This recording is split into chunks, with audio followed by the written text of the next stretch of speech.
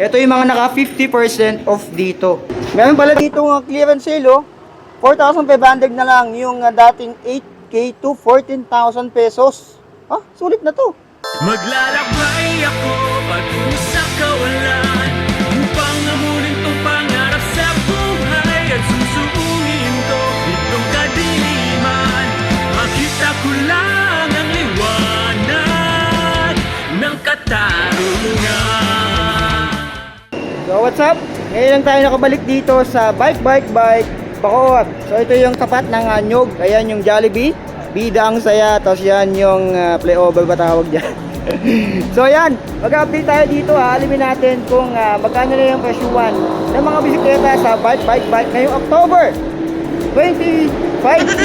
Nag-loading 25, 2023. Okay, ito na yung update natin sa Bike ngayong October 2023. Meron pala dito clearance sale, oh. 4,500 na lang yung dating 8K to 14,000 pesos. Ah, sulit na to.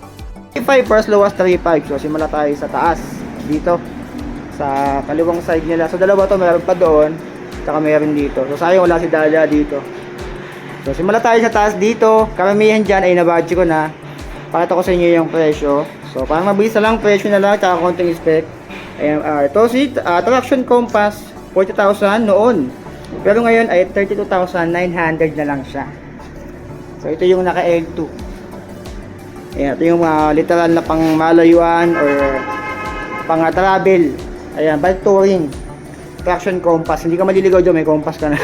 Ito yung nabudget ko dati nung pandemic around 2020. Nasa 45,000 yata to. Ayan, ngayon 28,900 na lang siya. Ayan, yung gravel bike. Alam ko meron pa tong version 2 eh. So ito naman si Ken's Procera. Ayan, ito naman yung dating 22.5, ngayon ay 21K na lang. Ayan, si Ken's Procera. Ito yung naka L2R9. L2R9. Tingnan natin to. Oh, naka L2 nga din to. Ayan, Ken's Procera. Nabayad ko na rin yan. Ito naman Traction Atlas. SRP ay 40,000, ngayon ay 36,900 na lang siya. Ito pang mga touring bike din to. Pang malayuan. Ang nagustuhan ko dito, yung meron siyang madaming ayun. Ayan. So pwede kayong maglagay ng pannier dyan, mga aning-aning sa likod. Ito. So yung mga bang bike touring yan. Ito naman Kisto Evolution, nung pandemic pa to. Ayan, 12.3 dati, ngayon ay 10.350 na lang.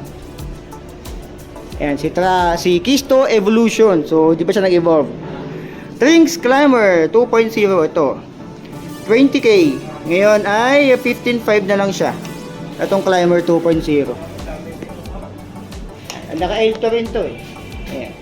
So naka-L2 rin to si Trinx Climber. Sa kabila si Iron Stallion. Ito si Red Horse kung tawagin ko. Ayan. 14,500 pesos. Pero ngayon ay 12,900 na lang siya. May buy check na rin ako niyan. So ayan, alas 2 lang. Doon pa pala yung oras. Ito pala, meron pa dito sa katabi. Si Atomic Skit, dating 26.5. 21.9. Pero sa iba nung na-buy check ko, around 28 yata to. Last year or 2022 yata or 2021. Pero ngayong 2023, 21,900 na lang siya. So mababa na talaga yung mga bisikleta ngayon. Ang laki ng binaba. Ito naman si Ken's ano to? Tercera, ayan. 14.5, ngayon ay 9.7, ay 9.6 na lang. Ayan, yung Ken's Tercera. Ano kung may Tercera pa yan eh. Ito Tercera pala. Ito pala yung Tercera din pala to. Ito 14,500 pero 9,670. Ito pala sila. Ito Debel Alpine 24,900 pero ngayon 18,900 na lang siya. Yan, laki na ng mga binaba. Sa baba, ito mga Trek Marlin 5. Dating 30K, 24.5 na lang ngayon. Nakalugan, tsaka naka Shimano. Ayan. Shimano Altos to kung hindi ako nagkakamali eh. Ayan, si Trek Marlin 5. Ito Trek Marlin 4 naman ay dating 26. Ngayon ay 21,500 na lang siya. Ayan, ito yung naka-combo shifter ng Shimano. Ito naman Trinx VCT 1,000 ay dating 35, ngayon ay 31,900 na lang siya. So ayan, itong katabi Si Cannondale. Oh, may Cannondale din dito. Cannondale Trail. Ayan, 33,000. Noon, pero ngayon ay 31k na lang siya. So, nagbago talaga ng mga presyo. So, katabi, si Pargus Crusher, Rock Crusher, na-budget ko na rin to. 70k dati, 58,800 na lang siya ngayon. So, dito naman, si Trinks din to. Tignan natin. Sinong Trinks do? Ayan. Trinks Extreme, dating 26, 19,900 na lang ngayon. Ayan, ito naman, Kes4 Rubicon, na-budget ko na rin to. 34,000 dati, ngayon ay 29,500. Laki na ng mga binaba nila. Ito naman, GT Aggressor, dating 21, ngayon ay 16,500 na lang. Ayan, yan talaga yung presyo niya dati. Ito, Aggressor din, kulay pula. Sa katabi, GT Avalanche Comp, dating 41, 30,000 na lang siya. Ayan, ito yung mga GT pala. Ito naman, GT Avalanche Comp din, parehas lang. Ayan, dalawa pala yung kulay black. Pargus Nike. Ito, na-budget ko namin ito dati. 38,000 dati. Ngayon ay 19,500 pesos. Turk Marlin 4. Ito. 26,000 noon. Ngayon ay 21,500 na lang. Tapos mga pambata, sama namin natin. Ito, 2.9. Mga size 12, 2.7.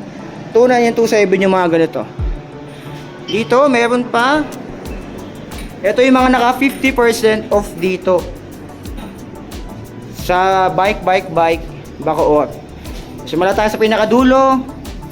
Ayan, Forever Becus. Si Mekus. Forever Becus. Ayan, 37,500 dati. Ngayon ay 13,750. Ayan, naka L2 pala to. Tsaka naka Save Seamers. Ayan, si Forever Becus. Si Forever X800. X880 pala.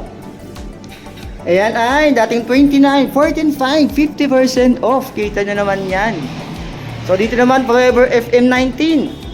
Dating 29k, 14,500 na lang. Ay, may mga buy check na ako nyan ha. Ito yung mga naka 1 buy. Ito yung mga Forever X880, FM19. Mga naka 1 buy 12 to kung hindi ako nagkakamali. Ayan. Ayan, kita nyo naman yung mga plato nyan. Ito naman Forever X80. 27,000. Ngayon ay 13,500 na lang. Nakakagulat mga presyo dito, kalahati na.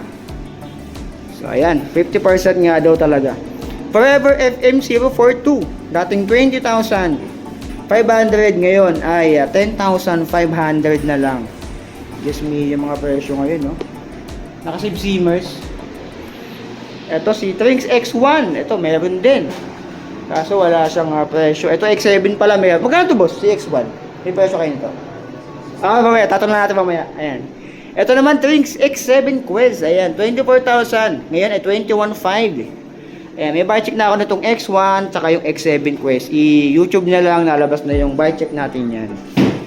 So dito naman meron ding DBY 1300 Elite. Dating 22. Ngayon ay 19,900. Ayan yung mga naka 50% sa baba, mayroon din. Ito may nagtatanong sa akin ng fat bike. Ito fat bike naman, mayroon din dito 15,500. Trinks na to ha, Trinks Spear. 15,500 ngayon ay 13,300 na lang. Ayan. So bihira ako makita ng mga Trinks na fat bike sa mga shop. So dito lang sa bike. And T106 pala to. Trinks T106. Ayan, 15,500 pero 13,300 na lang ngayon. Ayan, kadalasan kasi phantom na ikita ako sa ibang mga shop. So ayan, dito naman sa kabila. Eto, meron ditong Spanker Lester, dating 16k. Ngayon ay 13,990. Etong Spanker Lester na to. Ito naman si Maru Ginza. Ito pambabae. Dating 8,400, 7,890 na lang. So dito naman, pasok tayo, Pinewood Frontier, dating 25. Ngayon ay 21,200. Ito, Battle Excellence. Nabachi ko namin dati to. 46, ngayon ay 23,000 na lang siya. Ang laki na binaba. 50% talaga siya. Sanpid Rule. Dating 25,500. Ngayon ay 19,400. Ang laki na ng mga binaba ng mga bisikleta dito sa bike. Sanpid Rule din ay same lang yung presyo.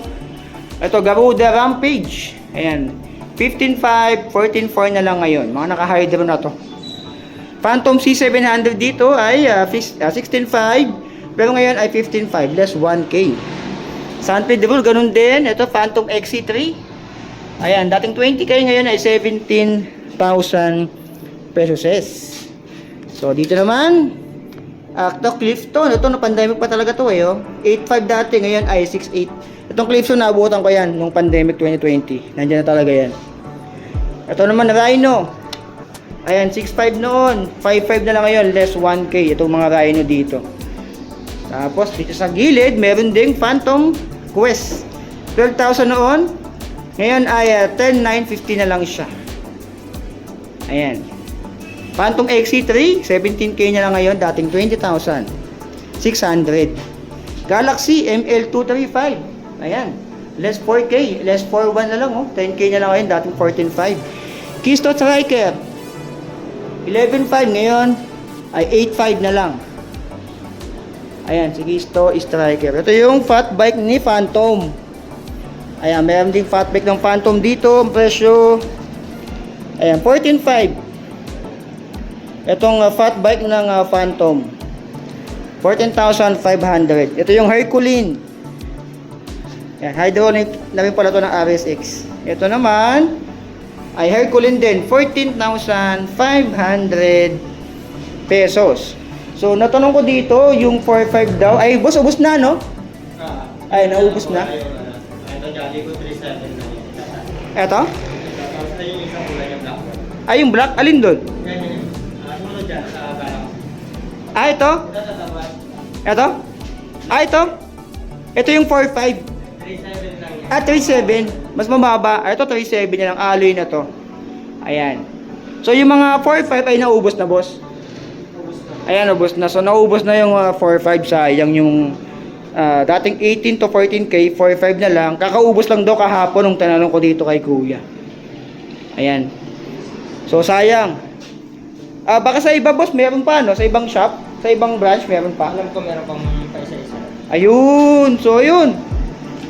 So, kung gusto nyong silipin yung ibang branch nila, meron pa daw. So, sa ibang branch, baka daw meron pang ganito. Kasi sa bike, Bacoor, ay wala na daw, naubos na. So, ayan. Ayan, silipin nyo na lang sa ibang branch, mostly sa sa south kasi. So, pinuntahan natin ngayon ay bike Bacoor, meron pa yun sa Imus, mostly sa Laguna, sa Las Piñas. So, bigistahin nyo lang yung mga branch ng bike. Dali sa Binyan, Calamba, Santa Rosa, ayan, napakadami dyan. So, baka may ganito pa, 4.5. So, silipin nyo yung mga bike sa inyo. Baka may ganito pa, yung dating 8k to 14k, ngayon ay 4.5 na lang. So, yan. Silipin nyo na yung mga bike branch sa inyo. So, ayan, mga alien, ano masabi nyo dito sa ating update? Sayang hindi tayo umabot doon, hindi ko napakita sa inyo yun, dating 8k to 14k, na 4.5 na lang ngayon kasi nga naubos na. So, sayang. So, ayan, mga alien, dito lang yan sa bike. Bacoor, Cavite, tapat ng Nyog Jollibee. Ayan. At saka footbridge pala yung tawag dyan. So, ayan, mga alien, ano masabi nyo? Like, comment, share, subscribe. So be it, I love you. Signing up.